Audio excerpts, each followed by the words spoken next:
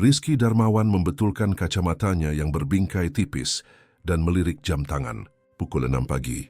Kedai kopi Kembang Setaman baru saja buka dan ia ingin menjadi pelanggan pertama. Bukan karena tidak sabar atau merasa istimewa. Meskipun sebagai pemilik baru ia pasti punya hak itu. Tetapi karena ia lebih suka mengamati tempat itu terbangun menyambut hari. Wajahnya, dengan janggut tipis 3 hari, tidak dikenali oleh staf. Pria yang menyelesaikan kesepakatan bisnis itu adalah orang lain, pengacaranya, yang melakukan semuanya atas namanya. Rizky, yang berusia 35 tahun, punya kebiasaan mengetahui setiap detail usahanya sebelum mengambil kendali secara resmi. Metode ini memungkinkannya mengubah bisnis kecil warisan ayahnya menjadi jaringan usaha sukses di Jakarta. Kembang Setaman adalah akuisisi terbarunya. Kedai kopi tradisional di jantung kawasan Menteng yang telah kehilangan pelanggan karena kedai kopi modern. Ini adalah berlian kasar yang ingin Rizky poles, tetapi pertama-tama ia harus mengerti mengapa tempat dengan potensi besar ini bisa meredup. Pintu kedai kopi berderit pelan ketika Rizky mendorongnya. Suasana berbau kopi yang baru digiling dan gorengan pisang yang baru keluar dari penggorengan. Meja-meja kayu gelap serasi dengan lantai dan dinding berwarna terakota memberikan suasana hangat pada tempat itu. Ia memilih meja di sudut, dari mana ia bisa mengamati seluruh ruangan. Cahaya pagi yang lembut masuk melalui jendela lebar, menciptakan pola emas di atas papan lantai. Seorang pelayan muncul dari balik meja kasir. Ia mengenakan seragam kedai kopi, celana hitam, kemeja putih, dan celemek merah anggur yang diikat di pinggang. Rambut coklatnya disanggul sederhana, dan ia membawa buku catatan. Ada sesuatu di matanya yang menarik perhatian Rizky. Kelelahan yang tampaknya melampaui jam pagi. Tetapi ada juga martabat di sana, kekuatan diam yang tidak ia duga akan ditemukan. "Selamat pagi, selamat datang di kedai kopi Kembang Setaman," katanya dengan senyum yang tampak terlatih. Rizky melihat tanda nama yang tersemat di celemeknya. "Ayo Lestari Gestaum, selamat pagi. 1 kopi, tolong. Hitam, tanpa gula." Ayu mencatat pesanan itu. "Ada yang mau ditemani?" "Kami punya tempe mendoan, tempe goreng tepung, yang baru digoreng." "Kopi saja, terima kasih." Ketika ia menjauh, Rizky mengamati tempat itu. 2 karyawan merapikan meja dekat jendela. Di meja kasir, seorang pria setengah baya mengatur cangkir dengan gerakan kasar, melirik karyawan dengan tidak sabar. Gerakannya adalah gerakan seseorang yang menikmati otoritas. Setiap gerakan disengaja untuk menunjukkan kekuasaan atas orang lain. Beberapa saat kemudian, Ayu kembali dengan cangkir yang mengepul. Saat meletakkannya di atas meja, ia mengeluarkan gumaman yang hampir tidak terdengar. Rizky memiringkan kepalanya, mempertajam pendengarannya. Kata-kata itu sangat pelan, sehingga seolah-olah hanya diucapkan untuk dirinya sendiri, seperti keluhan tak disengaja yang lolos ketika beban menjadi terlalu berat. Mengatakan sesuatu, Rizky bertanya membetulkan kacamatanya. Ayu terdiam. Matanya sedikit melebar, seolah-olah tertangkap basah. "Tidak, Bapak, maafkan saya." Rizky menyadari ketidaknyamanannya. "Saya yakin saya mendengar sesuatu." Ia menekan buku catatan ke dadanya, ragu-ragu, lalu melirik cepat ke pria di meja kasir. "Bukan apa-apa, Bapak. Silakan nikmati kopi Anda." Ketika ia berbalik untuk pergi, Rizky memanggilnya lagi. "Semuanya baik-baik saja?" "Anda terlihat khawatir." Ayu menggigit bibir bawahnya. Rizky melihat bekas luka kecil di atas alis kanannya. Ada ketegangan di bahunya yang kontras dengan ketenangan yang ia coba tunjukkan. "Saya benar-benar tidak seharusnya." Ia mulai tetapi terpotong. "Ayu!" Suara pria di meja kasir memotong udara. "Meja 3 perlu dibersihkan." "Saya segera datang, Bambang," jawabnya meluruskan bahunya. Rizky memperhatikan perubahan dalam sikapnya. Cara ia bersiap untuk menghadapi setiap interaksi, seperti seorang prajurit mempersenjatai diri untuk pertempuran. "Apakah dia selalu berbicara seperti itu kepada kalian?" Pertanyaan itu mengejutkan Ayu. Ia menatap Rizky dengan rasa ingin tahu, seolah mencoba memahami mengapa seorang pelanggan peduli. "Kami punya banyak pelanggan yang menuntut di sini," jawabnya secara diplomatis. "Anda tidak menjawab apa yang saya tanyakan." Rizky bersikeras, menjaga suaranya tetap rendah. Sesuatu dalam nadanya, mungkin kekhawatiran yang tulus, membuat Ayu ragu. Kedai kopi hampir kosong pada jam itu dan Bambang sibuk menegur karyawan lain. 1 hari lagi di neraka, katanya akhirnya. Itu yang saya gumamkan. Maaf, itu tidak profesional. Rizky mengangkat alisnya. Pekerjaan di sini seburuk itu? Ais memalingkan muka, menyesali pengakuannya. Saya seharusnya tidak mengatakan itu. Kedai kopi ini punya saat-saat baiknya. Saya pandai melihat ketika seseorang tulus, dan Anda tidak tulus sekarang. Satu desahan lolos dari bibir Ayu. Bapak baru di sini, bukan? Saya belum pernah melihat Anda sebelumnya. Saya hanya lewat, jawab Rizky. Menjaga identitasnya tetap rahasia. Tapi saya tertarik pada orang, bukan tempat. Ayu! Meja 3. Bambang berteriak lagi. Dengan lebih tidak sabar kali ini. Saya harus pergi, katanya, melangkah mundur. Tunggu. Rizky menyentuh pergelangan tangannya dengan ringan lalu segera menarik tangannya. Jika Anda bisa mengubah sesuatu di sini, apa itu? Pertanyaan itu mengejutkannya. Tidak ada yang pernah menanyakan pendapatnya tentang kedai kopi itu. Ia terdiam sejenak, memproses keanehan percakapan itu. Ada sesuatu yang berbeda pada pria ini. Dia bukan hanya pelanggan pagi hari biasa. Mengapa Bapak ingin tahu? Anggap saja saya penasaran tentang bisnis, jawab Rizky samar-samar. Ayu ragu-ragu, lalu melihat sekeliling untuk memastikan tidak ada orang di dekatnya. Saya akan mengubah hampir segalanya. Jelaskan lebih spesifik, pinta Rizky, tiba-tiba tertarik tidak hanya pada pelayan itu, tetapi pada apa yang bisa ia ungkapkan tentang tempat yang baru saja ia beli. Para manajer memperlakukan karyawan seperti sekali pakai, katanya, merendahkan suaranya. Kami dipermalukan setiap hari, terutama wanita. Yang terakhir mengeluh diberhentikan dengan alasan apapun. Kami bekerja shift ganda tanpa lembur, dan jika seseorang sakit ia diancam, Bambang hanyalah salah satu masalah. Dan pemiliknya, Rizky bertanya sedikit mencondongkan tubuh. Ekspresi pahit melintas di wajah Ayu. Tidak ada yang tahu siapa dia. Kami hanya dengar kedai kopi baru-baru ini dijual. Mungkin pengusaha yang hanya peduli pada untung dan tidak akan pernah menginjakkan kaki di sini, seperti yang lainnya. Kata-katanya menusuknya seperti tamparan. Rizky menegakkan diri di kursi, menyesap kopi untuk menyamarkan ketidaknyamanannya. Cairan itu pahit, tetapi tidak separah kenyataan yang baru saja ia temukan. Ayu, suara serak Bambang bergema lagi. Kali ini penuh ancaman yang tidak disembunyikan. Saya harus pergi. Ia menjauh dengan cepat. Rizky mengamatinya saat ia membersihkan meja dekat jendela. Gerakannya efisien, tetapi bahunya tegang. Ia melihat bagaimana Ayu menghindar ketika Bambang lewat, seolah mengharapkan pembalasan kapan saja. Selama 1 jam berikutnya, ia tetap di sana mengamati dinamika kedai kopi. Ia melihat bagaimana Bambang memperlakukan tim, komentar asam, tatapan jijik. Ia melihat bagaimana karyawan bergerak seperti robot, hanya melakukan apa yang diperlukan untuk menghindari masalah. Ketika ia menghabiskan kopinya, Rizky meninggalkan uang tip yang besar di atas meja dan pergi tanpa mengatakan apa-apa. Tetapi pikirannya sudah bekerja. Ia telah melihat cukup banyak untuk mengetahui bahwa masalahnya bukan hanya persaingan modern atau lokasi, masalahnya adalah manusia. Dan Ayu tanpa ia sadari telah memberinya bagian pertama dari teka-teki yang perlu ia pecahkan.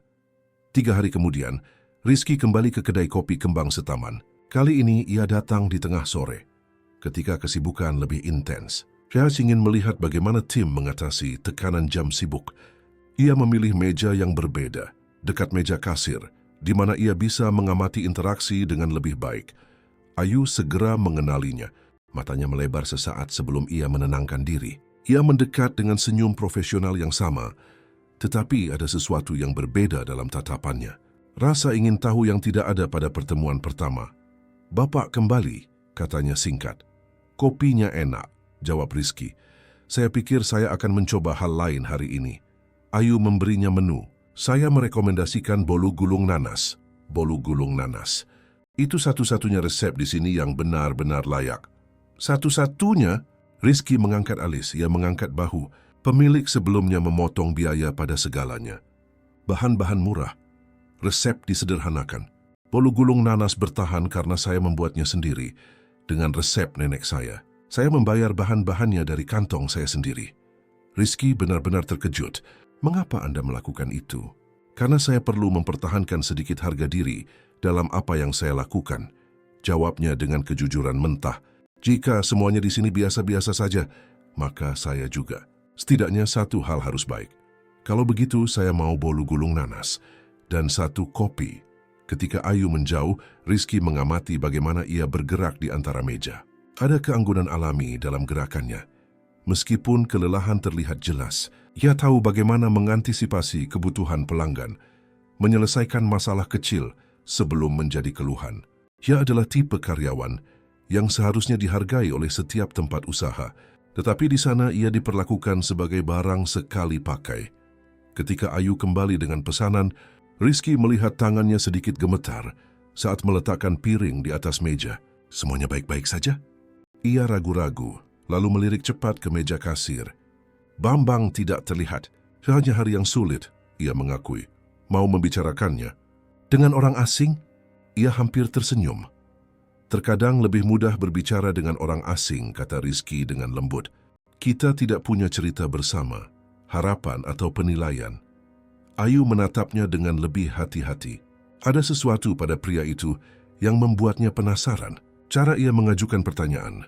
Bagaimana ia benar-benar tampak peduli dengan jawabannya. Itu bukan minat biasa dari pelanggan yang bosan, itu sesuatu yang lebih dalam. Saya kehilangan shift malam saya hari ini, katanya akhirnya. Bambang memutuskan saya terlalu lambat dan menyuruh saya pulang lebih awal. Artinya saya akan mendapat gaji lebih sedikit minggu ini. Dia bisa melakukan itu? Secara teknis, ya. Kontrak di sini cukup samar untuk memungkinkan hal semacam itu. Rizky merasakan kemarahan naik, tetapi menjaga wajahnya tetap netral. Dan Anda tidak bisa mengeluh? Keras Graham Simon. Kepada siapa? Ayu tertawa tanpa humor. Pemilik sebelumnya tidak pernah muncul. Dan yang baru ya, tidak ada yang tahu siapa dia. Para manajer punya kekuasaan penuh. Rizky mencoba kue itu. Luar biasa. Jauh lebih baik daripada yang ia harapkan akan ditemukan di kedai kopi yang merosot. Anda seharusnya punya tempat sendiri, katanya dengan tulus. Dengan uang apa? Ayu duduk sebentar di kursi kosong. Memeriksa terlebih dahulu apakah Bambang tidak ada di dekatnya. Saya sudah bekerja di sini selama 3 tahun. Saya mulai sebagai asisten kebersihan dan naik menjadi pelayan. Saya mencoba menabung, tetapi antara sewa, tagihan dan membantu ibu saya, hampir tidak ada yang tersisa di akhir bulan. Anda tinggal sendiri? Dengan ibu saya. Dia punya masalah kesehatan dan tidak bisa bekerja. Saya anak tunggal. Ayu melihat keluar jendela seolah melihat sesuatu yang jauh. Saya bermimpi kuliah di bidang tata boga. Saya bahkan mendapat beasiswa parsial 2 tahun lalu. Tetapi harus menolaknya. Tidak bisa sejalan dengan shift di sini. Dan ibu saya membutuhkan saya. Kisah itu lebih umum daripada yang Rizky ingin akui. Bakat yang terbuang karena keadaan di luar kendali seseorang. Potensi yang tercekik oleh kebutuhan mendesak. Anda masih ingin kuliah tata boga? Mata Ayu bersinar sesaat. Ingin. Saya punya buku catatan penuh resep yang saya buat, eksperimen yang saya lakukan di dapur kecil saya. Saya bermimpi membuka tempat yang menyajikan makanan Indonesia yang benar-benar otentik. Bukan versi generik yang kita lihat di mana-mana. Sesuatu yang menghormati tradisi kita, tetapi dengan sentuhan modern. Mengapa makanan Indonesia secara khusus? Karena itulah kita, katanya dengan semangat. Setiap daerah punya ceritanya rasanya. Nenek saya dari daerah Jawa Tengah dan ibu saya besar di Sumatera. Saya belajar memasak dari keduanya. Saya merasa ada sesuatu yang kuat dalam melestarikan kenangan itu melalui makanan. Rizky mengamatinya saat ia berbicara. Itulah Ayu yang sebenarnya, bukan pelayan yang lelah tetapi wanita dengan impian dan semangat. Dan dia, tanpa Ayu ketahui, punya kekuatan untuk mengubah impian itu menjadi kenyataan. Tetapi pertama-tama ia perlu memahami situasi dengan lebih baik. Ayu, suara kasar Bambang memotong momen itu. Apa yang kamu lakukan duduk? Ada pelanggan menunggu. Ayu bangkit dengan cepat, kilauan di matanya meredup. Maaf Bapak, katanya kepada Rizky secara formal sebelum menjauh. Rizky melihat Bambang mendekat. Manajer itu menatapnya dengan jijik yang tidak disembunyikan. Saya harap karyawan saya tidak mengganggu Bapak. Sebaliknya, jawab Rizky dengan tenang. Dia sangat baik dalam apa yang dia lakukan. Bambang mendengus. Mereka semua sama. Beri mereka 1 jari. dan mereka ingin seluruh lengan. Beruntung dia masih bekerja di sini. Rizky merasa ingin mengungkapkan identitasnya saat itu juga, memecat pria itu di tempat. Tetapi ia menahan diri. Ada cara yang lebih baik untuk menangani ini. Cara yang tidak hanya akan menyelesaikan masalah mendesak, tetapi mengubah seluruh budaya tempat itu. Sepanjang sisa sore, Rizky mengamati dengan diam-diam.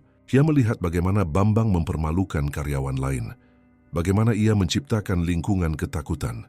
Ia juga melihat bagaimana Ayu, terlepas dari segalanya, mempertahankan martabatnya. Bagaimana ia membantu rekan kerja yang lebih muda. Bagaimana ia secara halus membela karyawan wanita lain ketika Bambang berlebihan. Ketika ia akhirnya meninggalkan kedai kopi, Rizky punya rencana yang terbentuk di benaknya, tetapi ia membutuhkan lebih banyak informasi. Ia perlu memahami tidak hanya masalah, tetapi juga solusi yang mungkin. Dan Ayu, tanpa ia ketahui, akan menjadi kunci untuk semua itu. Ia menelepon pengacaranya segera setelah masuk ke mobil. "Saya butuh semua kontrak karyawan kedai kopi Kembang Setaman," katanya. "Dan saya mau catatan keuangan 3 tahun terakhir. Besok pagi di meja saya." "Ada yang salah, Rizky. Katakanlah saya menemukan bahwa saya membeli lebih dari sekadar kedai kopi. Saya membeli tanggung jawab." Ia melihat melalui kaca spion ke tempat usaha itu, dan saya berniat untuk menghormatinya. 3 hari kemudian, bagian akhir. Seminggu kemudian, Rizky menerapkan fase pertama rencananya. Ia mengadakan pertemuan dengan semua manajer kedai kopi Kembang Setaman, tetapi belum mengungkapkan identitasnya. Ia mengirim pengacaranya sebagai perwakilan, menginstruksikannya untuk mengamati dan merekam semuanya. Sementara itu, Rizky melanjutkan kunjungannya ke kedai kopi sebagai pelanggan biasa. Ayu mulai menunggunya, selalu menyisihkan beberapa menit untuk mengobrol bila memungkinkan. Percakapan mereka semakin mendalam. Ia berbicara tentang resepnya, impiannya. Dia dengan hati-hati mengajukan pertanyaan tentang bagaimana ia akan meningkatkan kedai kopi jika ia punya kesempatan. Pada suatu Kamis yang hujan, Rizky masuk ke kedai kopi dan menemukan Ayu dengan wajah yang ditandai oleh ekspresi kesedihan yang tidak disembunyikan. Ia melayaninya secara mekanis tanpa kehangatan yang biasa. "Apa yang terjadi?" Rizky bertanya begitu ia membawakan kopinya. Ayu melihat sekeliling sebelum menjawab. "Bambang mengumumkan hari ini bahwa dia akan memotong setengah dari tim di akhir bulan. Katanya pemilik baru ingin mengurangi biaya. Kami harus melakukan pekerjaan 2 orang dengan gaji yang sama. Dan jika seseorang menolak," ia tertawa getir, "maka kehilangan pekerjaan. Begitulah cara kerjanya di sini." Selalu begitu. Rizky merasakan rasa bersalah menekan dadanya. Dia adalah pemilik baru, tetapi ia tidak memberikan perintah pemotongan staf. Bambang berbohong, menggunakan namanya sebagai alasan untuk menerapkan keputusan kejamnya sendiri. "Anda ada di daftar?" Saya tidak tahu. Tidak ada yang tahu. Itu bagian dari penyiksaan, menjaga semua orang dalam kegelapan, cemas. Ayu mengusap matanya yang lelah. "Saya mencoba memikirkan alternatif, tempat lain untuk bekerja, tetapi pasar sulit. Dan saya butuh sesuatu yang memungkinkan saya merawat ibu saya. Bisakah saya bantu entah bagaimana?" Ia menatapnya dengan terkejut. "Mengapa?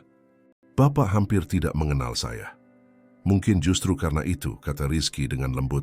"Terkadang orang asing bisa melihat solusi yang tidak bisa kita lihat sendiri." Ayu menatapnya dengan lebih hati-hati. Ada sesuatu pada pria itu yang membuatnya penasaran. Cara ia mengajukan pertanyaan. Bagaimana ia benar-benar tampak peduli dengan jawabannya. Itu bukan minat biasa dari pelanggan yang bosan, itu sesuatu yang lebih dalam. "Saya kehilangan shift malam saya hari ini," katanya akhirnya. "Bambang memutuskan saya terlalu lambat dan menyuruh saya pulang lebih awal. Artinya saya akan mendapat gaji lebih sedikit minggu ini." "Dia bisa melakukan itu?" "Secara teknis, ya. Kontrak di sini cukup samar untuk memungkinkan hal semacam itu." Rizky merasakan kemarahan naik, tetapi menjaga wajahnya tetap netral. "Dan Anda tidak bisa mengeluh?" "Keras Graham Simon." "Kepada siapa?" Ayu tertawa tanpa humor. Pemilik sebelumnya tidak pernah muncul. Dan yang baru ya, tidak ada yang tahu siapa dia. Para manajer punya kekuasaan penuh. Rizky mencoba kue itu. Luar biasa. Jauh lebih baik daripada yang ia harapkan akan ditemukan di kedai kopi yang merosot. Anda seharusnya punya tempat sendiri. katanya dengan tulus. Dengan uang apa? Ayu duduk sebentar di kursi kosong, memeriksa terlebih dahulu apakah Bambang tidak ada di dekatnya. Saya sudah bekerja di sini selama 3 tahun. Saya mulai sebagai asisten kebersihan dan naik menjadi pelayan. Saya mencoba menabung, tetapi antara sewa, tagihan, dan membantu ibu saya, hampir tidak ada yang tersisa di akhir bulan. Anda tinggal sendiri? Dengan ibu saya. Dia punya masalah kesehatan dan tidak bisa bekerja. Saya anak tunggal.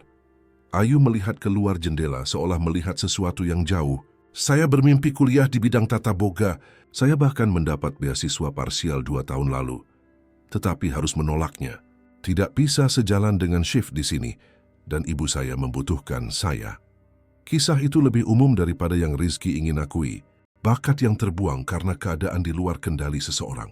Potensi yang tercekik oleh kebutuhan mendesak. Anda masih ingin kuliah tata boga? Mata Ayu bersinar sesaat. Ingin. Saya punya buku catatan penuh resep yang saya buat. Eksperimen yang saya lakukan di dapur kecil saya. Saya bermimpi membuka tempat yang menyajikan makanan Indonesia yang benar-benar otentik. Bukan versi generik yang kita lihat di mana-mana. Sesuatu yang menghormati tradisi kita. Tetapi dengan sentuhan modern.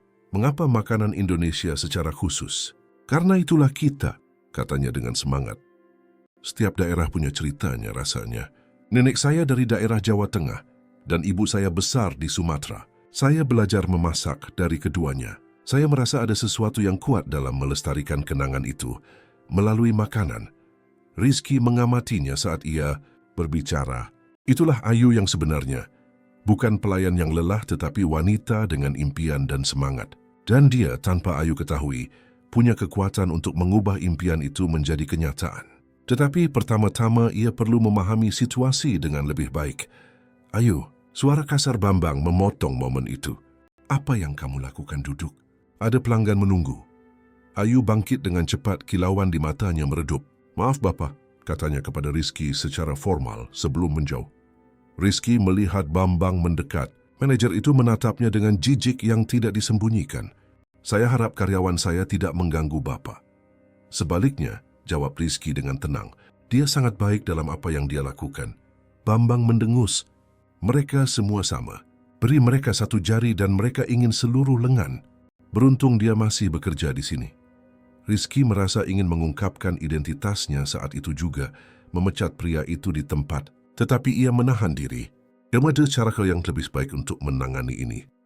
Cara yang tidak hanya akan menyelesaikan masalah mendesak, tetapi mengubah seluruh budaya tempat itu. Sepanjang sisa sore, Rizky mengamati dengan diam-diam. Ia melihat bagaimana Bambang mempermalukan karyawan lain, bagaimana ia menciptakan lingkungan ketakutan. Ia juga melihat bagaimana Ayu, terlepas dari segalanya, mempertahankan martabatnya.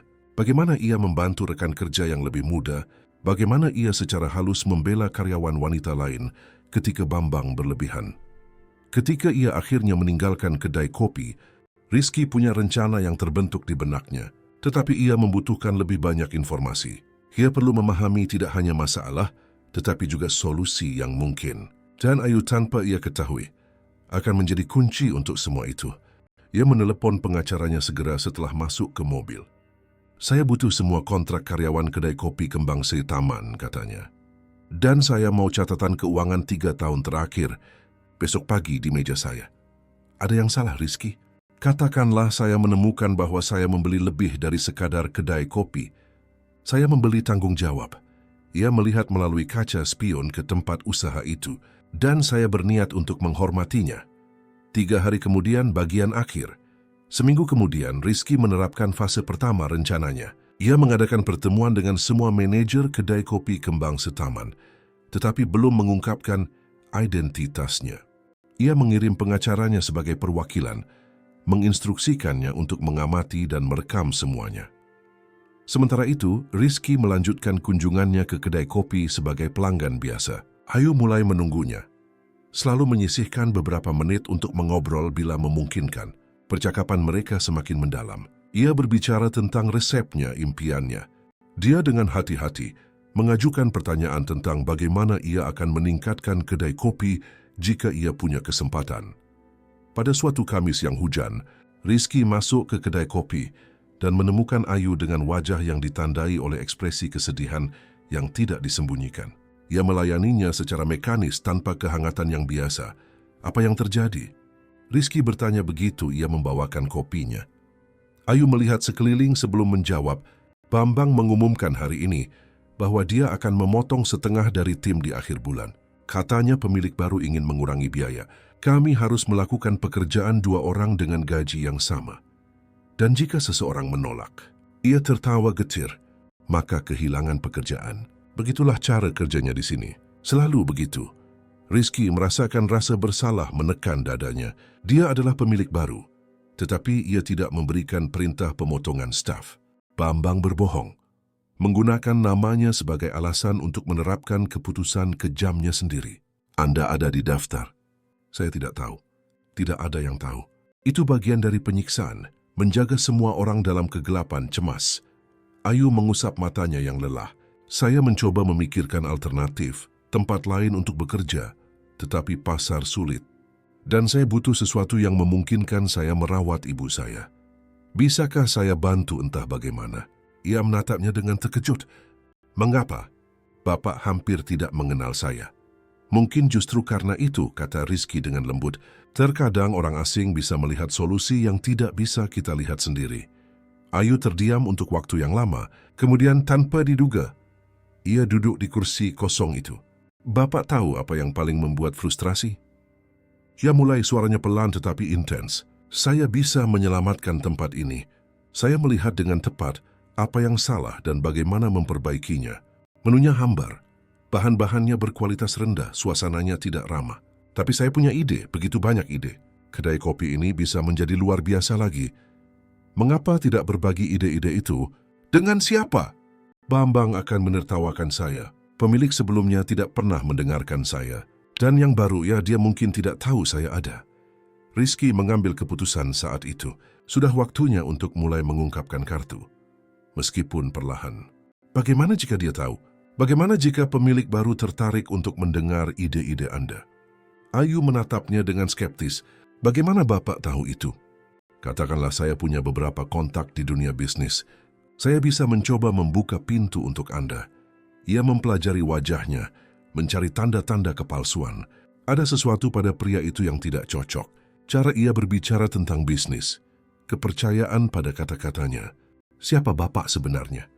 Hanya seseorang yang mengenali bakat ketika melihatnya, jawab Rizky menghindari pertanyaan langsung. Tapi saya butuh Anda untuk percaya pada saya.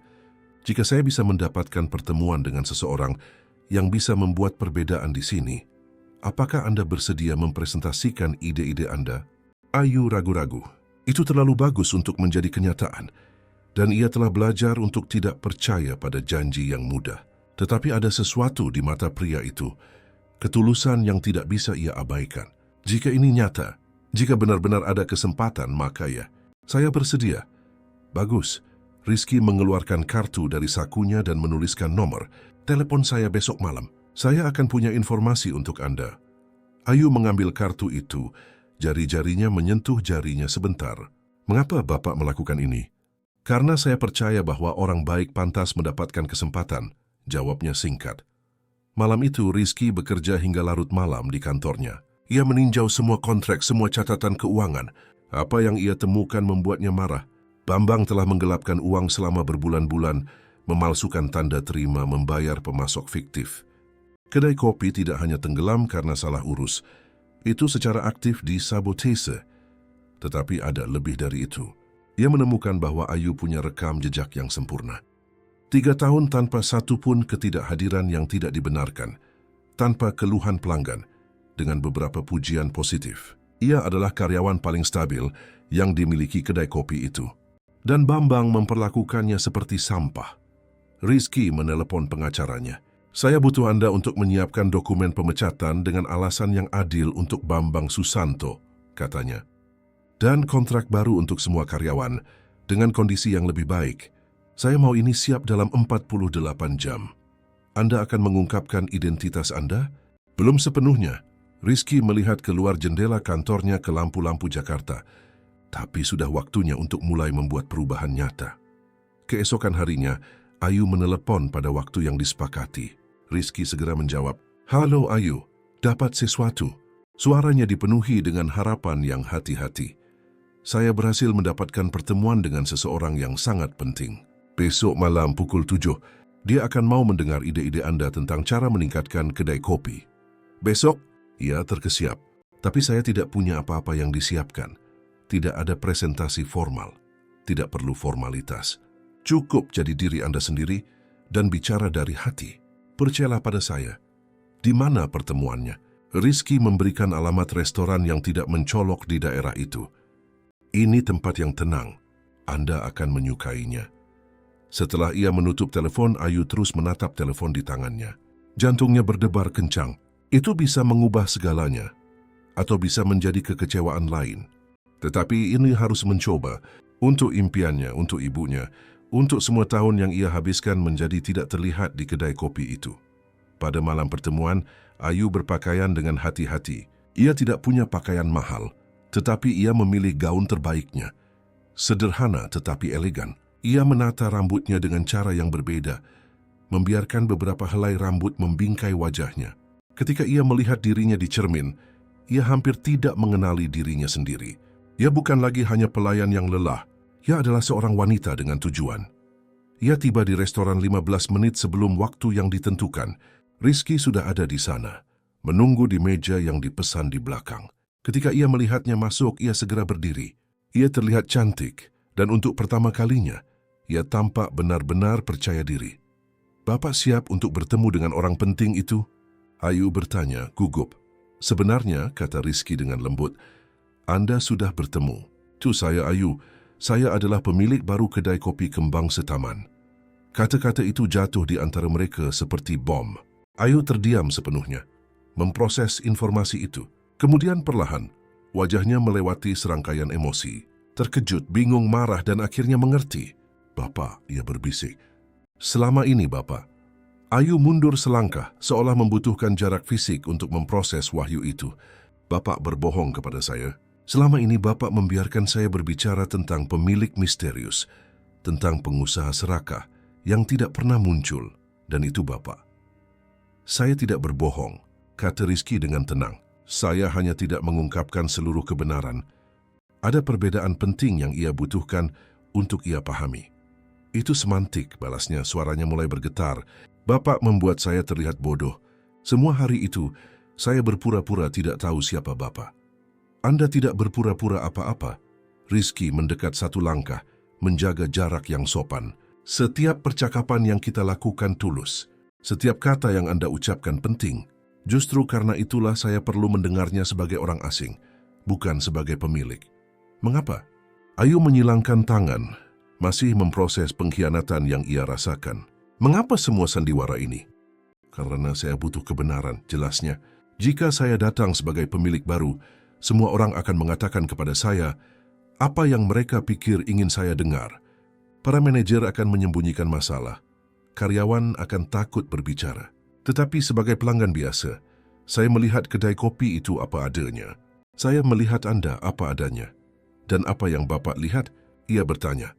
Suaranya dipenuhi emosi. "Seorang pelayan yang putus asa yang bisa Bapak manipulasi." "Saya melihat seorang wanita berbakat yang disia-siakan," jawab Rizky dengan intensitas. "Saya melihat seseorang dengan semangat, kreativitas, dan keberanian. Saya melihat dengan tepat orang yang saya butuhkan untuk mengubah kedai kopi itu menjadi apa yang seharusnya." Ayu menggelengkan kepala, masih menolak.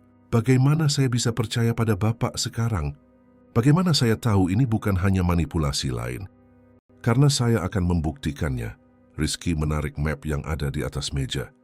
"Ini adalah kontrak baru untuk semua karyawan kedai kopi. Gaji yang lebih baik, tunjangan yang nyata, jam kerja yang adil. Bambang akan dipecat dengan alasan yang adil besok, bersama dengan manajer korup lainnya. Dan Anda, jika Anda menerima, akan dipromosikan menjadi manajer umum." Ayu mengambil map itu dengan tangan gemetar. Ia membalik-balik dokumen, matanya melebar di setiap halaman. "Ini nyata? Sama nyatanya dengan niat saya untuk membuat kedai kopi itu berjalan dengan benar," katanya. "Tapi saya tidak hanya ingin seorang manajer. Saya inginkan seseorang yang berbagi visi saya, seseorang yang peduli sebanyak saya. Ia menatapnya dengan campuran harapan dan ketakutan. Mengapa saya? Ada manajer berpengalaman, orang-orang dengan pendidikan. Karena Anda mengerti apa arti tempat itu, Rizky duduk, memberi isyarat agar ia melakukan hal yang sama. Ini bukan hanya bisnis bagi Anda. Ini adalah tempat di mana orang bekerja, di mana impian bisa diwujudkan atau dihancurkan. Anda peduli dengan rekan kerja Anda, dengan kualitas, dengan melakukan hal yang benar. Itu lebih berharga daripada gelar apapun. Ayu akhirnya duduk, masih memegang map itu seolah-olah itu adalah harta yang rapuh. Dan jika saya menerima, apakah saya benar-benar akan punya otonomi? Atau Bapak akan mengendalikan semuanya di balik layar? Otonomi penuh, janji Rizky. Saya ingin ide-ide Anda, resep Anda, visi Anda untuk menu. Saya akan menyediakan sumber daya, tetapi Anda memutuskan cara menggunakannya. Tentu saja, kita akan bekerja sama, tetapi keputusan akhir tentang sehari-hari akan menjadi milik Anda. Ia mempelajarinya untuk waktu yang lama. Ada ketulusan di matanya, tetapi juga sesuatu yang lain. Koneksi yang telah terbentuk sejak hari pertama itu, ketika ia hanya seorang pelanggan yang ingin tahu. Ini mengubah segalanya di antara kita, katanya dengan lembut. Percakapan itu, kemudahan itu, semuanya dibangun di atas kebohongan. Itu bukan kebohongan, Rizky bersikeras. Itu satu-satunya cara untuk mengenal Anda yang sebenarnya. Dan sekarang Anda tahu siapa saya. Anda bisa memutuskan apakah Anda ingin menjadi bagian dari ini. Tanpa tekanan, tanpa permainan. Hanya tawaran yang jujur. Saya butuh waktu untuk berpikir, kata Ayu, berdiri. Ini terlalu besar untuk diputuskan sekarang. Saya mengerti, Rizky juga berdiri. Bawa mapnya. Baca semuanya. Coba tunda puja kerawan telepon saya. Tapi saya butuh jawaban sampai besok malam.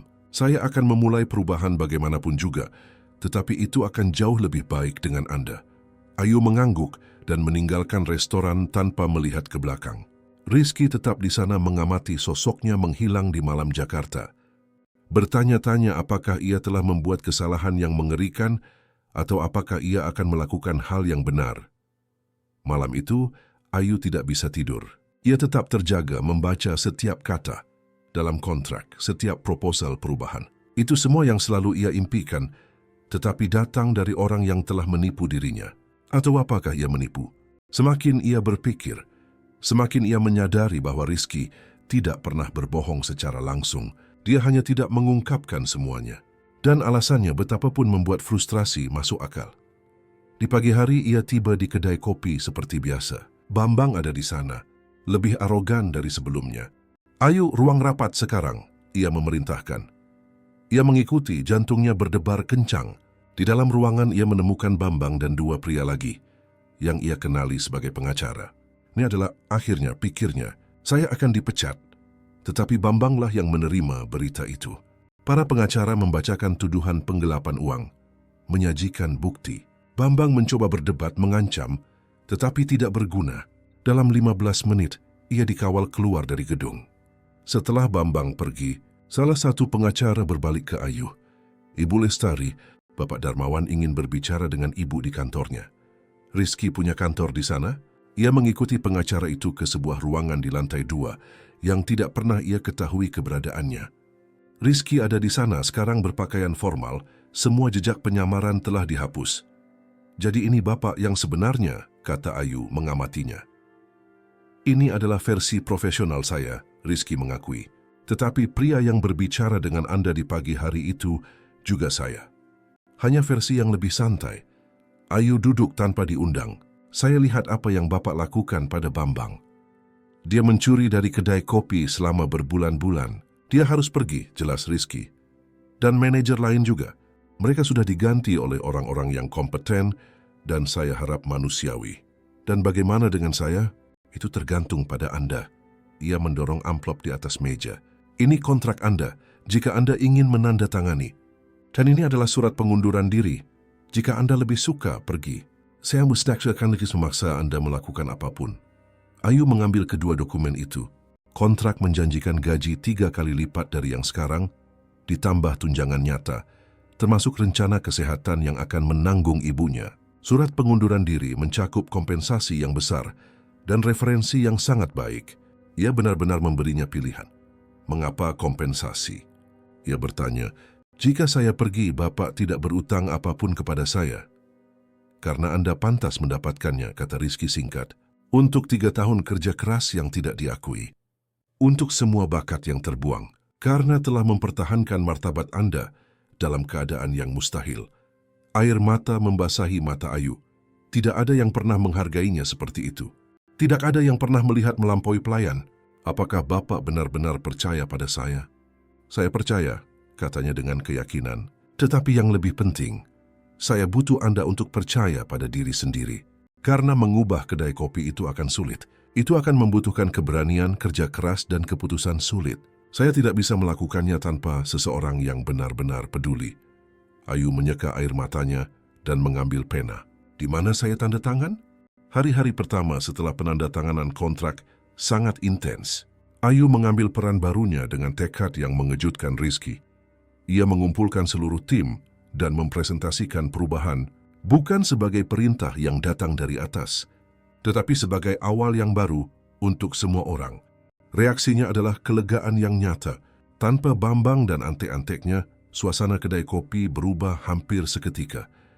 Rizky menepati janjinya dan memberikan otonomi penuh kepada Ayu. Ia mulai merombak menu menggunakan buku catatan penuh resep yang ia sebutkan. Sate lilit, sate daging cincang dengan bumbu, buatan tangan dengan isian berbeda, kue-kue daerah yang dibuat dengan bahan berkualitas, sandwich yang merayakan cita rasa Indonesia. Setiap item diuji, disempurnakan, dan disetujui olehnya secara pribadi. Mereka bekerja berdampingan, terkadang hingga larut malam. Rizky belajar untuk menghormati tidak hanya bakat Ayu, tetapi etos kerjanya dan kemampuannya untuk memimpin.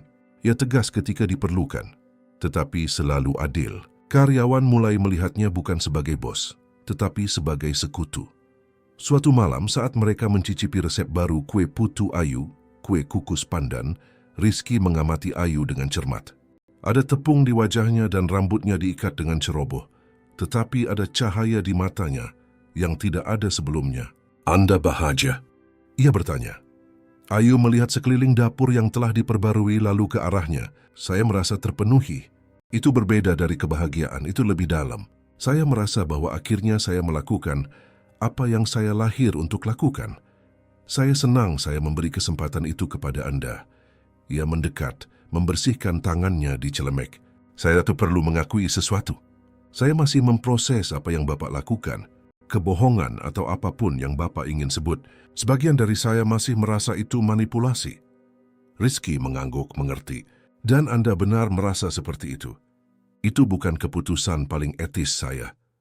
Tapi," Ayu melanjutkan, "sebagian lain dari saya mengerti mengapa Bapak melakukannya. Dan bagian itu berterima kasih. Karena jika Bapak mengungkapkan diri, semua ini tidak akan terjadi dengan cara yang sama. Saya akan berbeda, lebih tertutup, lebih tidak aman. Bapak perlu melihat siapa saya yang sebenarnya sebelum percaya pada saya. Dan saya perlu melihat siapa Bapak yang sebenarnya sebelum percaya pada Bapak. Dan siapa Anda yang sebenarnya luar biasa," kata Rizky dengan lembut. Ada ketegangan di udara di antara mereka. Sesuatu yang telah tumbuh sejak hari pertama itu. Koneksi yang melampaui bos dan karyawan, melampaui mitra bisnis, itu sesuatu yang pribadi, intens dan rumit.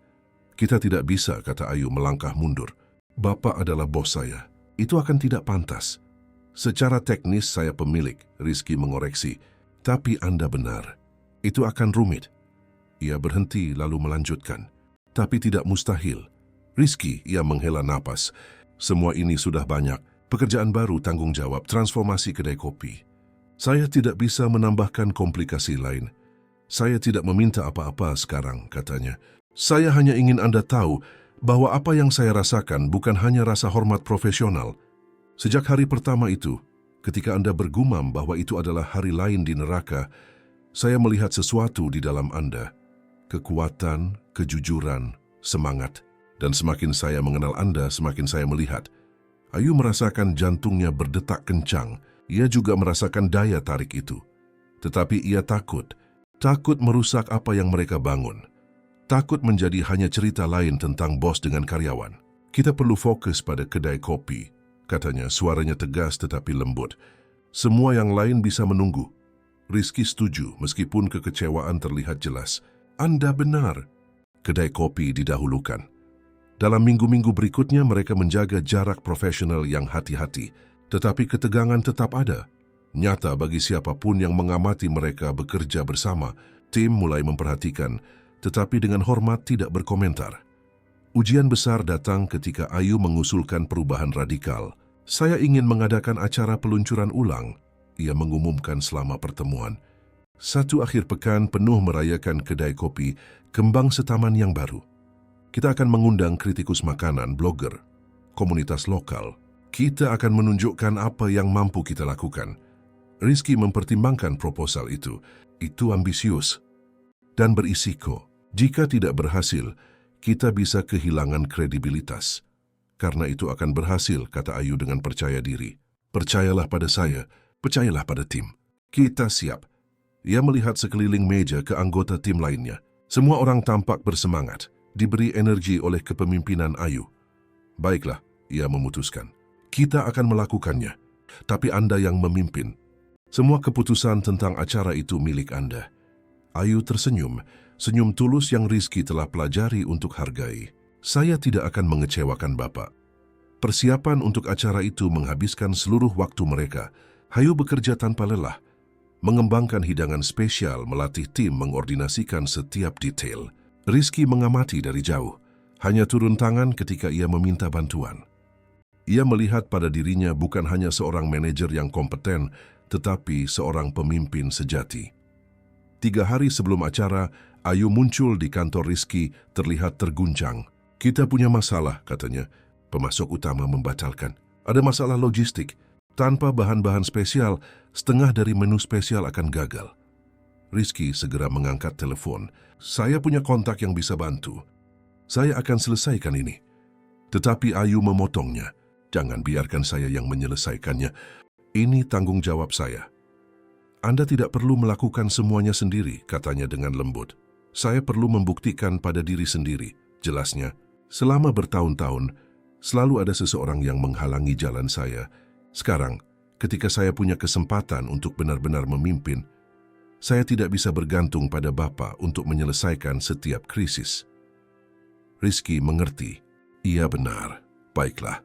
Tapi jika Anda butuh bantuan, beritahu saya. Ayu menghabiskan 24 jam berikutnya menghubungi pemasok alternatif, bernegosiasi, berimprovisasi. Pada akhirnya, ia menemukan solusi yang bahkan lebih baik daripada pemasok asli. Ketika ia memberitahu Rizky, ia tidak bisa menyembunyikan kebanggaannya. Anda luar biasa tahu itu. Dalam studi saya belajar untuk mempercayai itu, jawabnya. Lelah tetapi penuh kemenangan. Pada malam sebelum acara, ketika semua orang sudah pergi, Rizky menemukan Ayu sendirian di dapur, membuat penyesuaian akhir. Seharusnya Anda beristirahat, katanya. Saya tidak bisa tidur ketika saya begini, ia mengakui. Pikiran saya tidak berhenti. Rizky mendekat, mengambil cangkir kopi yang telah ia siapkan. Bisakah saya menemani? Ia mengangguk, dan mereka berdiri di sana dalam keheningan yang nyaman untuk sementara waktu. Akhirnya Ayu berbicara. Terima kasih Rizky, untuk segalanya. Karena percaya pada saya ketika tidak ada orang lain yang percaya. Karena memberi saya kesempatan ini. Tidak perlu berterima kasih, katanya. Anda pantas mendapatkan semua ini dan banyak lagi. Ia menatapnya, dan pada saat itu jarak profesional yang mereka pertahankan terasa lebih kecil. Lusa ketika acara selesai saya pikir kita harus bicara, katanya dengan lembut. Tentang kita. Tentang kita. Rizky mengulangi, jantungnya berdetak kencang. Karena ada kita, bukan, tanyanya. Kita berpura-pura tidak. Menjaga jarak profesional, tetapi kita berdua tahu ada sesuatu di sini. Ya, ia mengakui. Ada sesuatu di sini. Sesuatu yang saya coba hormati dengan menjaga jarak. Dan saya menghargai itu, kata Ayu. Tapi mungkin sudah waktunya bagi kita untuk berhenti lari. Setelah acara, ketika kita membuktikan bahwa kita bisa bekerja sama secara profesional, mungkin kita bisa menjelajahi apa lagi yang ada di antara kita. Rizky tersenyum, senyum yang penuh harapan dan janji. Itu kesepakatan. Hari acara peluncuran ulang fajar cerah dan cerah, seolah-olah alam semesta sendiri berkonspirasi mendukung kedai kopi Kembang Setaman. Ayu tiba sebelum fajar. memeriksa setiap detail untuk terakhir kalinya. Seluruh tim bersemangat, mengenakan seragam baru yang telah ia bantu rancang. Elegan tetapi nyaman, dalam nada yang cocok dengan identitas kedai kopi yang diperbarui. Rizky mengamati semuanya dari jarak yang tidak mencolok, kagum dengan transformasi itu. Kedai kopi yang ia beli beberapa bulan lalu, tempat dengan suasana berat dan karyawan yang tidak termotivasi, kini bergetar dengan energi positif. Dinding yang baru dicat dalam nada tanah yang lebih cerah, furniture yang dipulihkan, tanaman yang dipilih dengan cermat, semuanya menciptakan lingkungan yang ramah tetapi canggih. Pukul 10 pagi, ketika pintu dibuka, tamu pertama mulai berdatangan. Ayu menyambut mereka secara pribadi, menjelaskan konsep di balik setiap hidangan, sejarah setiap resep. Rizky memperhatikan bagaimana ia bersinar dalam peran itu, percaya diri dan bersemangat. Itu bukan lagi pelayan yang lelah yang bergumam tentang hari-hari neraka. Ia adalah seorang wanita yang terpenuhi, melakukan persis apa yang ia lahir untuk lakukan. Para kritikus makanan mencicipi setiap item dari menu spesial. Sate lilit dengan isian autentik, kue putu ayu dengan kelapa parut, nasi uduk, nasi santan yang diisi dengan daging sapi suwir dan telur puyuh, sandwich yang merayakan bahan-bahan daerah. Setiap hidangan menceritakan sebuah kisah, menghormati tradisi, tetapi punya sentuhan unik Ayu. Sepanjang pagi, Rizky beredar di antara para tamu, mengamati reaksi. Ia melihat senyum kejutan dan persetujuan. Ia mendengar komentar positif. Ia melihat kritikus membuat catatan antusias. Tetapi momen paling penting datang ketika seorang wanita tua berambut putih mencicipi bolu gulung nanas Ayu. Sayangku, wanita itu memanggil Ayu, air mata di matanya. Kue ini identik dengan yang dibuat nenek saya. Bukan hanya dalam rasa, tetapi dalam jiwa. Bagaimana Anda bisa? Ayu berlutut di samping wanita itu. Itu resep nenek saya juga. Saya belajar darinya ketika saya masih kecil. Setiap kue yang saya buat membawa kenangan itu, cinta itu.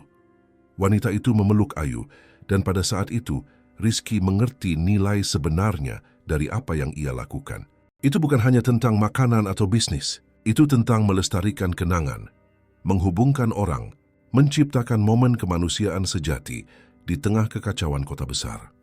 Di sore hari, ketika kesibukan sedikit berkurang, Rizky akhirnya berhasil mendapatkan momen sendirian dengan Ayu di dapur. Bagaimana perasaan Anda? Yahya bertanya. Seperti mengambang, ia mengakui matanya bersinar. Ini berhasil, Rizky. Orang-orang mengerti apa yang saya coba buat di sini. Tentu saja berhasil karena itu tulus. Itu Anda. Pada saat itu, salah satu kritikus makanan paling dihormati di Jakarta masuk ke dapur.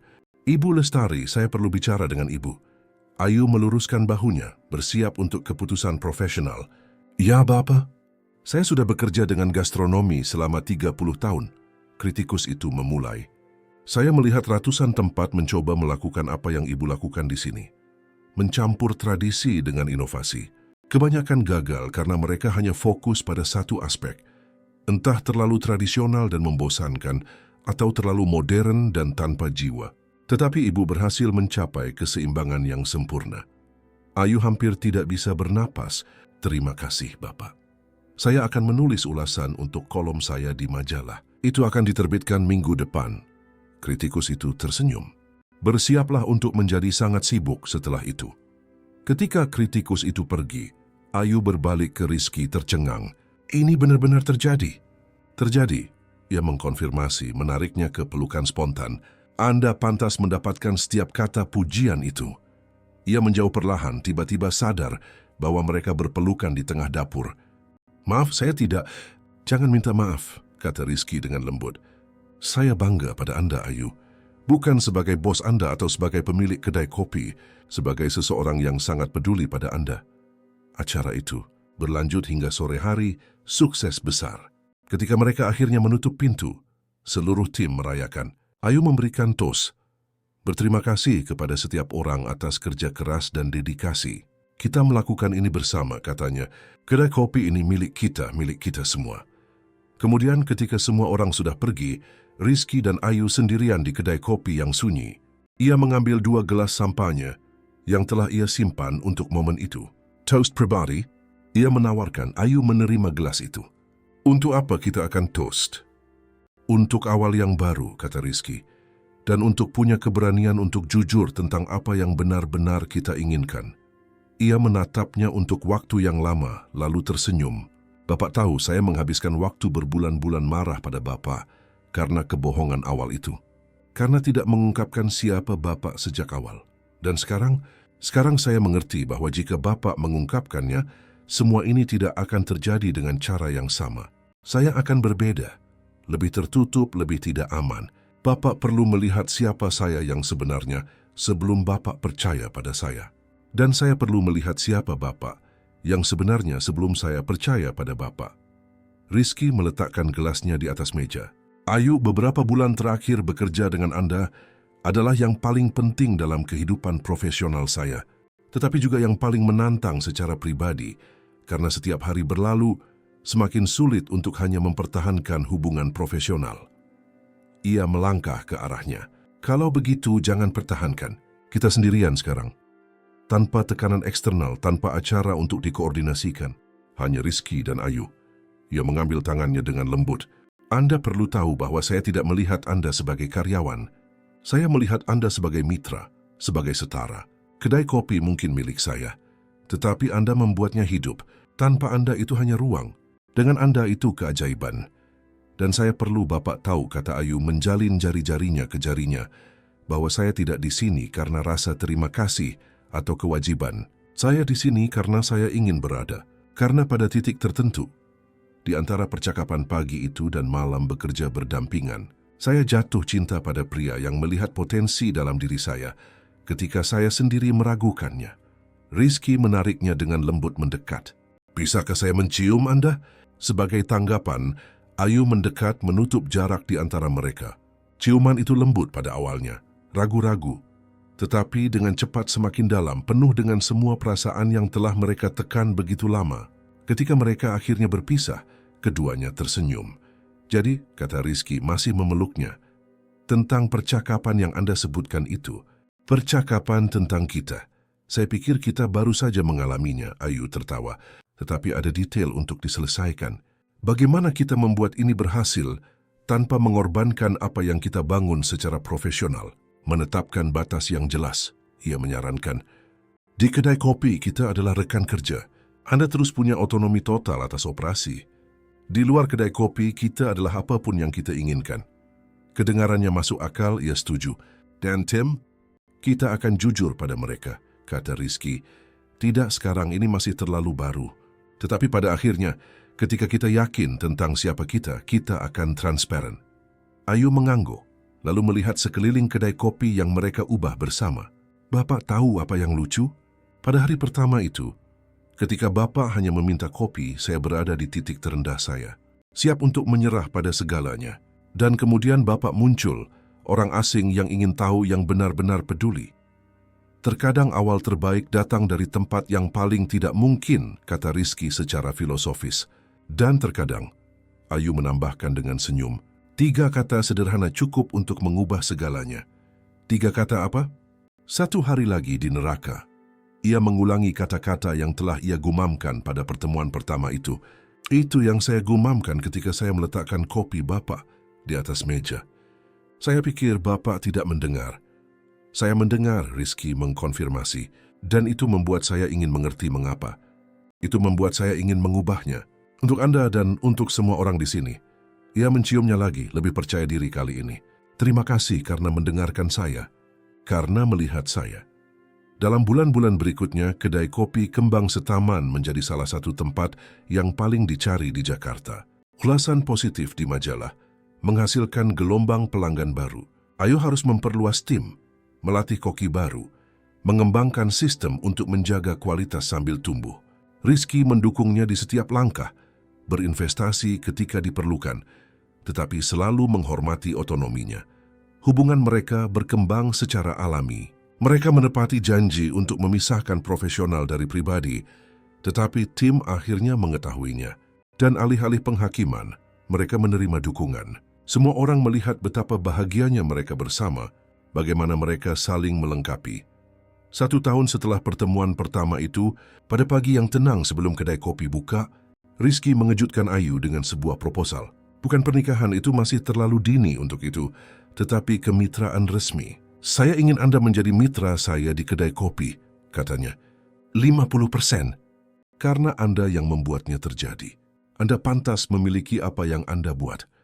Ayu untuk pertama kalinya dalam waktu yang lama terdiam, tetapi ketika ia akhirnya menemukan suaranya, ia berkata singkat, "Saya terima, bukan karena uang atau kepemilikan, tetapi karena itu melambangkan apa yang selalu kita inginkan, kemitraan yang sejati."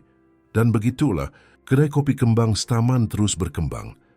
Tidak hanya sebagai bisnis yang sukses, tetapi sebagai kesaksian tentang apa yang terjadi ketika bakat diakui, orang dihargai, dan keberanian diberi imbalan. Ayu tidak pernah lupa dari mana ia berasal, selalu mempekerjakan orang-orang yang membutuhkan kesempatan, sama seperti ia membutuhkannya. Dan Rizky belajar bahwa investasi terbaik tidak hanya finansial, tetapi manusia. Terkadang di pagi yang tenang, ketika kedai kopi kosong dan matahari masuk melalui jendela, mereka duduk bersama dan mengingat hari pertama itu. Pelanggan misterius dan pelayan yang lelah, 3 kata yang digumamkan yang mengubah segalanya. Dan mereka tersenyum, berterima kasih karena telah menemukan tidak hanya kesuksesan profesional, tetapi sesuatu yang jauh lebih berharga, satu sama lain. Akhir cerita pesan penutup diadaptasi. Para pendengar yang budiman, kami berharap kisah Rizky dan Ayu telah menyentuh hati Anda. Jika Anda tersentuh oleh perjalanan transformasi, keberanian dan cinta ini, kami punya lebih banyak cerita seperti ini menunggu Anda. Agar tidak ketinggalan narasi emosional kami, jangan lupa untuk berlangganan saluran ini dan aktifkan lonceng notifikasi. Dan jika cerita ini membangkitkan sesuatu yang istimewa dalam diri Anda, tinggalkan suka Anda dan bagikan di komentar apa yang paling Anda sukai.